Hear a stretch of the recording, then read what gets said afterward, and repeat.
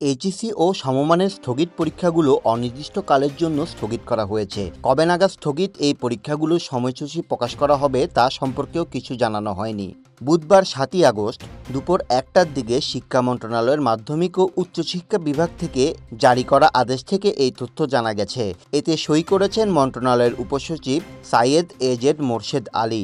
গত ৩০ June Sylhet board বাদে সব শিক্ষা বোর্ডের এইচএসসি ও সমমান পরীক্ষা শুরু হয়। রুটিন অনুযায়ী ৮ দিন পরীক্ষা হওয়ার পর কোটা সংস্কার আন্দোলন ঘিরে সৃষ্ট পরিস্থিতিতে ১৮ জুলাই সব পরীক্ষা স্থগিত করা হয়। এরপর আরও ৩ দফায় পরীক্ষা স্থগিত করে সরকার। সূচি অনুযায়ী এখনও ১৩ দিনের পরীক্ষা, মোট ৬১টি বিষয়ের পরীক্ষা গ্রহণ বাকি। বিভিন্ন বিভাগের বিভিন্ন বিষয় থাকায় এতগুলো পরীক্ষা আটকে আছে। যদিও প্রত্যেক শিক্ষার্থীকে ১৩টি বিষয়ে পরীক্ষায় অংশগ্রহণ নিতে হবে। এর মধ্যে বাধ্যতামূলক বাংলা, ইংরেজি প্রথম ও দ্বিতীয় পত্র এবং আইসিটি।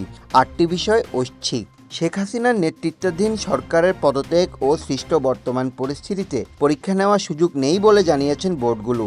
বোর্ড কর্মকর্তাদের পরামর্শ মেনে অনির্দিষ্টকালের জন্য স্থগিত করা হলো এইচএসসি ও সমমানের পরীক্ষা।